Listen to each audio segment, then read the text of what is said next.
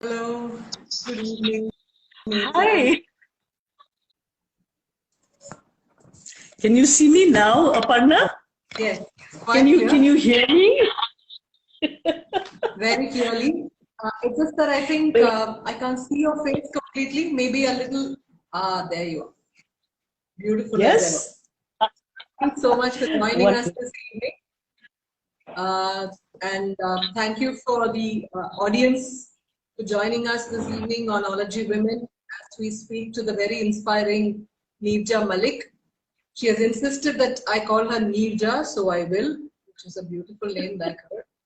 Uh, and why we chose to invite her on this in February, most importantly, is because people normally say February is the month of love and Valentine's Day, etc., etc. So who better to embody the spirit of love than our Neerja here? And that's why we're both wearing red as well. So red signifies that power of happiness, the power of positive spirit. It's Yes, incidental yes. that with Neerja to talk to her today on her journey, her surviving spirit, her role as a cancer conqueror. That's incidental, I believe. Why we are really here is to get that transfusion of happiness and good spirit from her this evening. And Neerja, before we begin, I just want to add a sentence or two about Ology Women because many of the people here are here through your network. They may not have got to know about Ology Women yet. I'll just take a minute and then we begin. Okay. So, Please take your time. Aparna, before you start, I just want to tell you how excited I am to be here. And I am also wanting to know more about you. So I'm all ears, darling. Please. right there. So, Ology Women was begun about a year and a half ago. And we are a team of people, all women right now actually. We try to connect learners to learning, and as of now we're prioritizing women. We believe that women need to be given that space, that opportunity to learn throughout their lives. Sadly, learning stop for most people, learning stops when they go to work. For women especially, it seems to take a hard stop. uh, they're so caught up with work at home, at their workplace, etc., that we believe it's time to give them that opportunity to learn for themselves, to learn, say, from people like you on how to imbue themselves with positive spirit, to learn a hobby perhaps, to learn a new skill, to learn uh, a new life skill like communication. So we just believe that learning is lifelong and we are curators of learning. We take the learning and give it to the learner who deems it fit to learn that. So that's our space as Ology Women. We have had a number of workshops live, as in a physical space, though that seems like a long lost memory now. The last year or so, all our workshops have been like this online.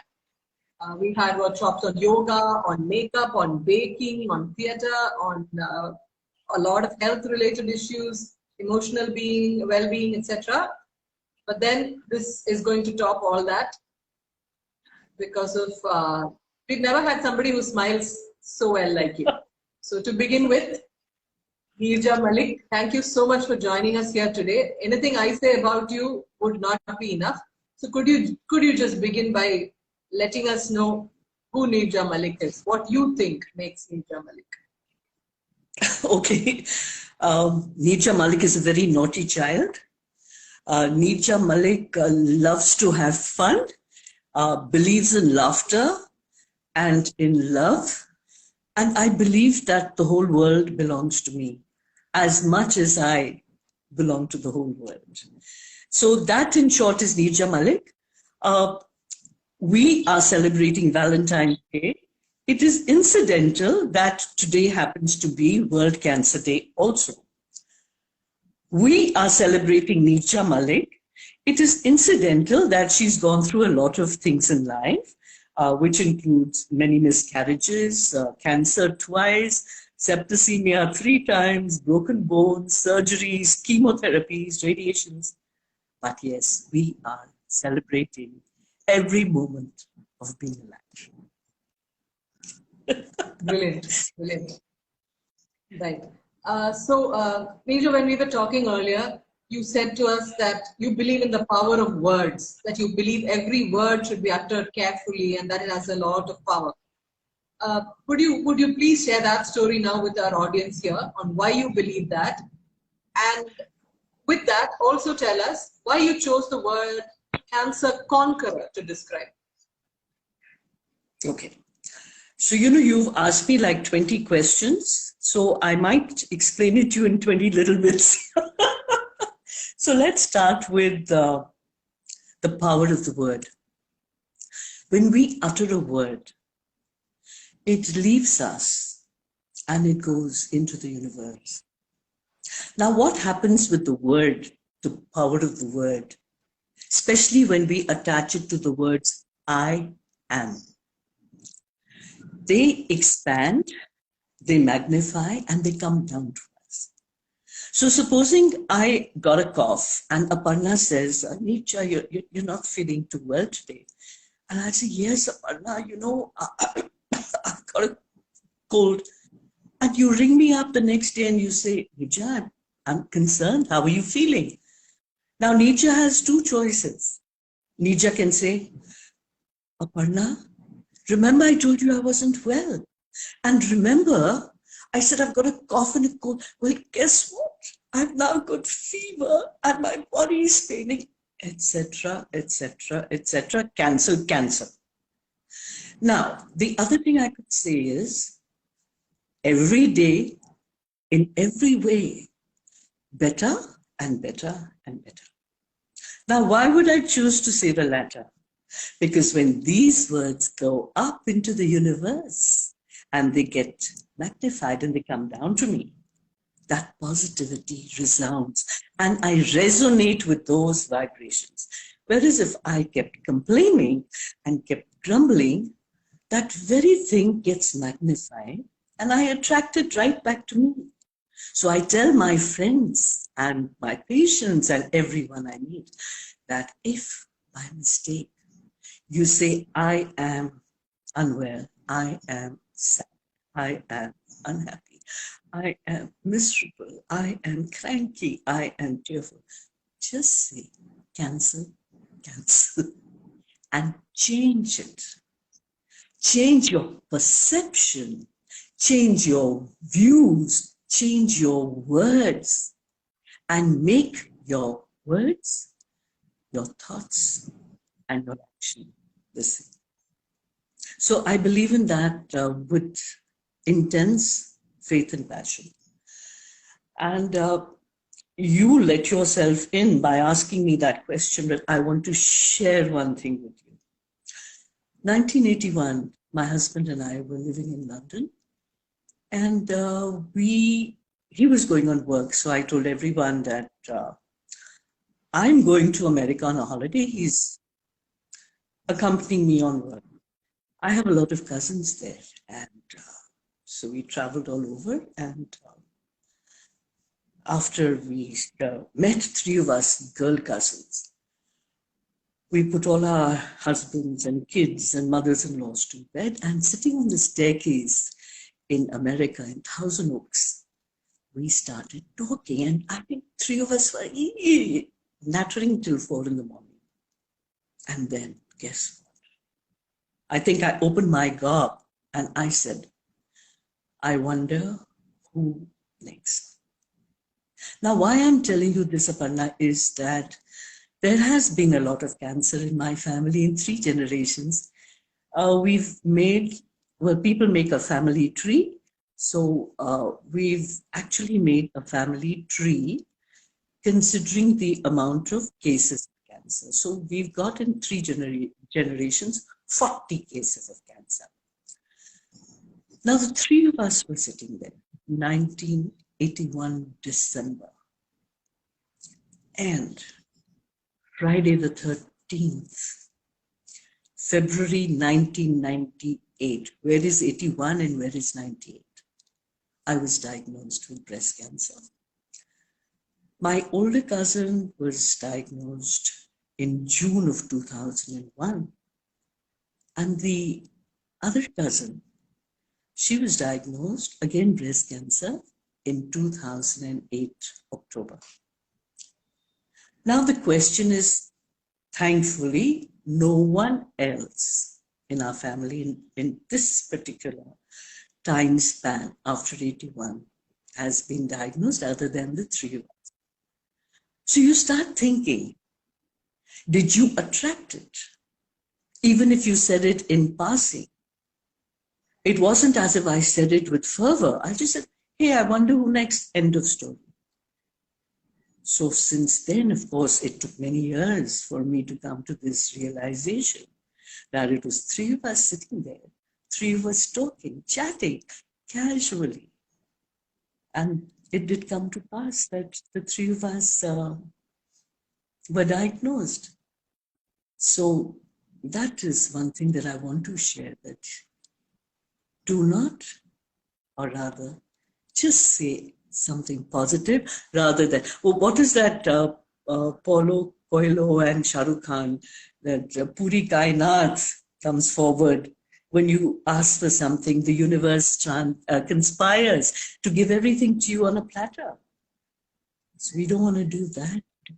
So that is part of your question answered. Yes, yes, well, it's such a profound thing for me to have heard it from you, especially somebody who went through it, and you're able to say it in a very pragmatic way, which is why I thought it would be useful to share this with people. Again, going back to my part two of the question, after you went through your travails, you decided to call yourself a cancer conqueror. Why did you choose that word? So when I was diagnosed, I ran to my father and I said, Papa, I'm going to fight cancer. And this gentleman, warrior, Aryan in the Indian Navy, received a mention in dispatches in 1971 when he took a ship towards Bangladesh, then Pakistan. And he turned to me and he said, Beta, why are you using the word fight? Fight is negative, aggressive. Why don't you use the word face? Hum honge kamyab. There is hope. There is encouragement. Whereas if you use the word fight, my face would change. I want to fight. I want to, mukka maar there, destroy. No. So imagine that coming from him. And now what has he done? In his life on the ship, he has conquered. So I said, all right, I'm going to face cancer. Hum honge kamyab. We shall overcome. And because I've overcome it and conquered it, I automatically call myself a cancer conqueror.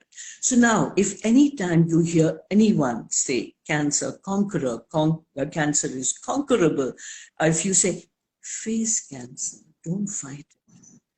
These are the words of my father exactly 23 years back.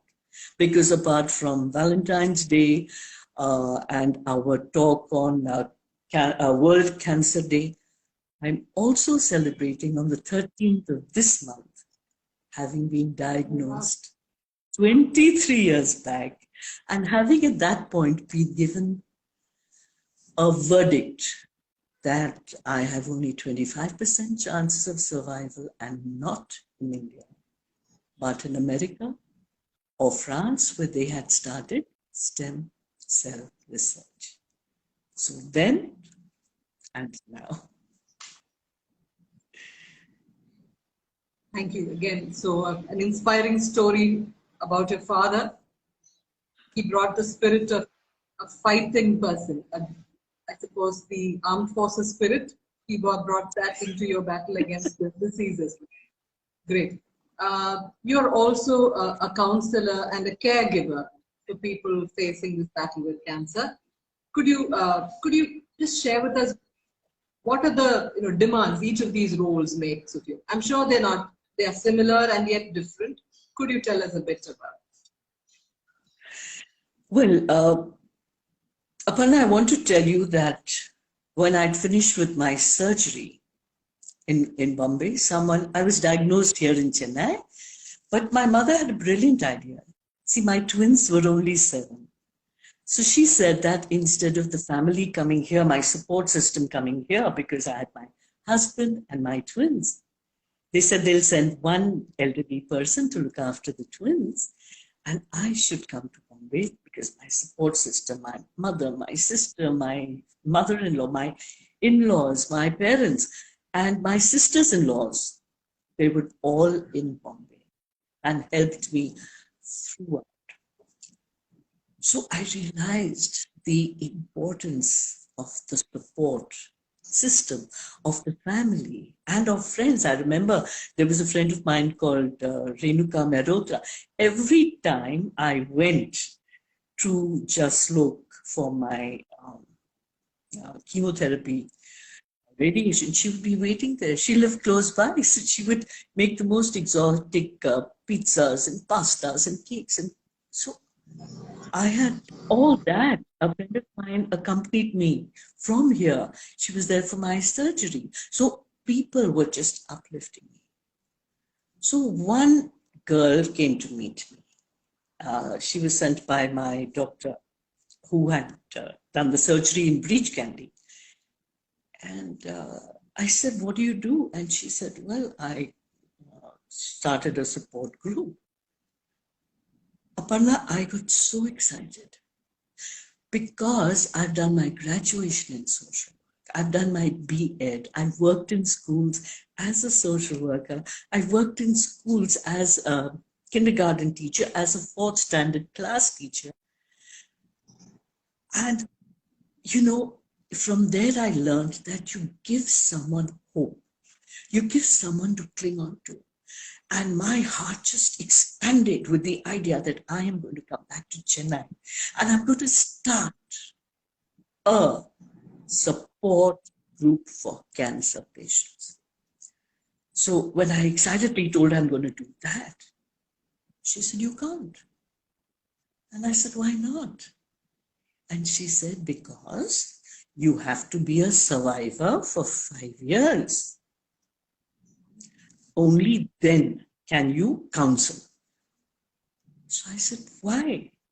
So she said, once you complete 5 years after diagnosis, then you become a survivor. And I said, but why can't I do it before? So she said, because if something happens to you, then the patients you are counseling will get disheartened. Now, by her saying that, I, who knew about casework, group work, community work, and had the instinctive feeling of helping people, had become so excited. And then I felt dejected, rejected, very sad, thap. So it's very strange, but when I came back after my treatment to Chennai, my uncle, the hospital that I was diagnosed, one of his friends, family member from Calcutta had come. And he told me, he said, he's in your hospital. I said, my hospital? Well, it became my hospital because I was diagnosed there. He's in your hospital. He's feeling very low. Can you please go and talk to him? Aparna, I never even remembered for a second that, no, I can't go. I have to wait for 5 years. I just rushed there.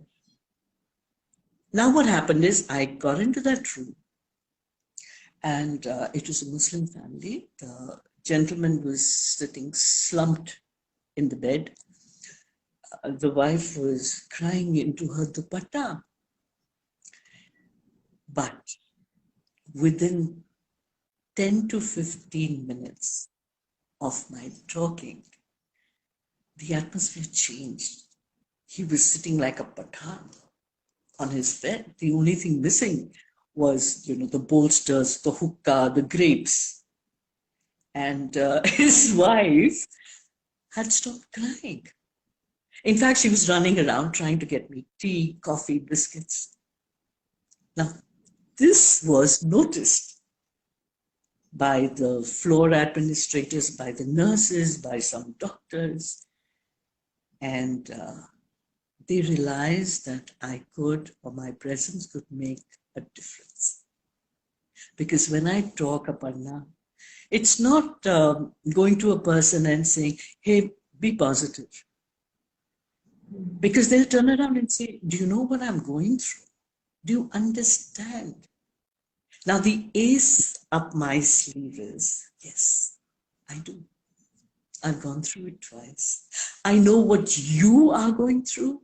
I know what your family is going through, because I've been there, done that. And if I can do it, so can you.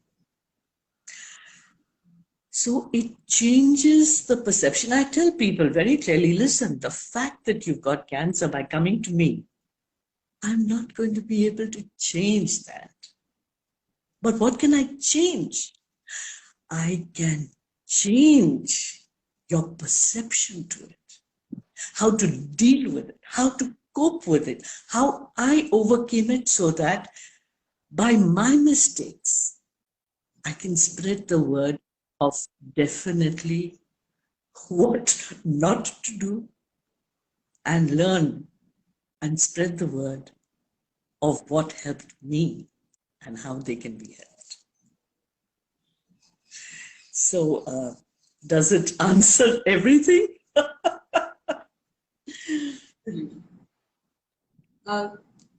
So at a time when you could have crumbled and decided to be grumpy and withdraw into yourself, you actually chose to take out your experience, wash it, hang it out for everyone to see, and then got everybody involved in doing the laundry as well.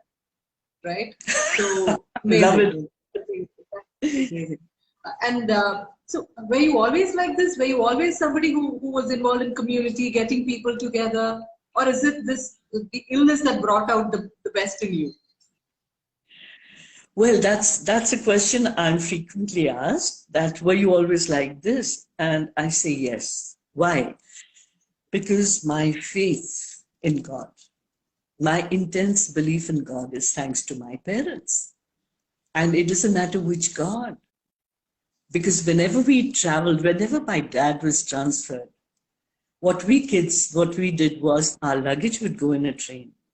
But my sister, I, two dogs, the parents and us, would get into the car and drive off into the blue wilds yonder. So lots of exposure and courageous belief they had in God. We visited all the Ramakrishna missions, we visited all the temples, all the gurdwaras, all the dargahs along the way. So we grew up feeling that there is no difference between different religions, different people, and we are all one. So that faith, by sheer osmosis, came into both my sister and I. So there was no question of belief or not belief. Yes, intense belief. Happy-go-lucky, which is why God decided that, all right, here's this good candidate. Because even as a little child in school, in nursery, if there was a new student, the teacher would ask me to handle that student. So I've been used to people using my broad shoulders to cry on, to confide in me, to talk with me. And I actually would tell the mothers that, don't worry, she'll be fine or he'll be fine. And she'll cry a little and then she'll be perfect. And somehow I grew up with that. The helper, the compassionate, the kind. I mean, call it what you will, but it came straight from the heart. Whether it was towards babies, towards human beings, towards dogs, animals, trees, flowers, everything. And then I had a wonderful childhood. And then God said, okay, chalo, Now let her learn things in the University of Life. She's done her graduation in social work. She's done her B.Ed. She's got the experience of everything. Now let us give her lots of miscarriages. Okay? Let us give her a stillborn in the 8th month. Okay? Let us give her premature twins by 2 months and 5 days, and they happened 12 years after my marriage. So you can imagine the amount that my family, my parents, my husband, my sister, my in-laws, they kind of were there as strong as the rocks of Gibraltar. So I've gone through a lot, but I was lucky to have their support. I had great support system, immense and intense belief in God. And I feel that if you have that of the trust in God, in your gurus, in your family, in your friends, and of course, ultimately in yourself, then you can move on and overcome anything. You know, like a Punjabi, you'd say, "Andyo, let it on, let it come." But there was a time when anything I went through, I would think, oh God, there can be nothing worse than this. And then lo and behold, something would happen and it would be worse. So I then decided I'm not going to tempt fate. I'm never ever going to say it can be nothing worse than this because, you know, voila, here's something worse. So I just stopped saying that. And yes, if I have been given so many things, I have also been given the gift of bouncing back. And now I'm going to tell you something very important, Aparna. I tell God, I tell him that, listen, buddy, you've given me these problems. So guess what? It's your problem to give me the solutions. I'm free. Now, that is the only way in which I can spread myself. I can talk to others. God, I've got this, Damocles sword, cancer twice, septicemia 3 times, so many broken bones. No. Okay, they come, they've gone. This too has come to pass. And what better than to be alive, well and kicking? So, does that answer your question? And tough. Absolutely. So you're alive and kicking and tough all the time. So this was a question I had in my mind. When you're a caregiver for older people, for younger people sometimes, for people with illnesses like cancer, does it really require you to be tough all the time? I mean, tough love is something I hear often in the context of caregiving. Is that important? There's no such thing as tough love. There's only love. Oh, okay. There's only love. I'll tell you about my dad. My father passed away with cancer. It was his birthday. He would have turned 96 day before. And he died of bone mets, cancer of the bones. And we were there, my mother, my sister and I, we were there continuously.